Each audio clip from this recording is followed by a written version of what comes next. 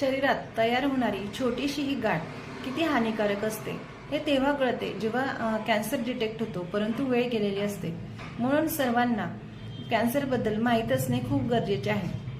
आजकाल स्त्रियांमध्ये मोठ्या प्रमाणावर कॅन्सरचे प्रमाण वाढत आहे आणि त्यामध्येही स्तनाचा कॅन्सर आणि गर्भाशयाचा कॅन्सर याचे प्रमाण मोठ्या प्रमाणावर वाढत आहे.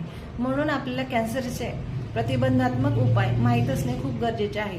तर सर्वप्रथम शरीरात कुठेही आपल्याला गाठ आढळत असेल तर आपल्या डॉक्टरांचा सल्ला घेणं खूप गरजेचे आहे.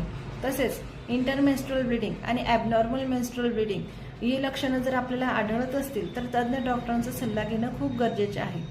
आजकाल 40 नंतर कॅन्सरचे प्रमाण वाढत आहे. म्हणून 40 नंतर दरवर्षी लॅब इन्व्हेस्टिगेशन करणे खूप गरजेचे आहे. त्यामध्ये सर्वप्रथम म्हणजे पॅप्समेअर ही टेस्ट आहे की ज्यामध्ये गर्भाशयात होणारे इन्फेक्शन किंवा कोणतीही इंजुरी आपल्याला त्यात दिसून येते. तसेच ब्लड टेस्टमध्ये CBC म्हणजे रक्ताच्या सर्व प्रकारच्या चाचण्या, LFT म्हणजे लिव्हर फंक्शन टेस्ट आणि KFT म्हणजे किडनी फंक्शन टेस्ट या टेस्ट करणे खूप गरजेचे असते.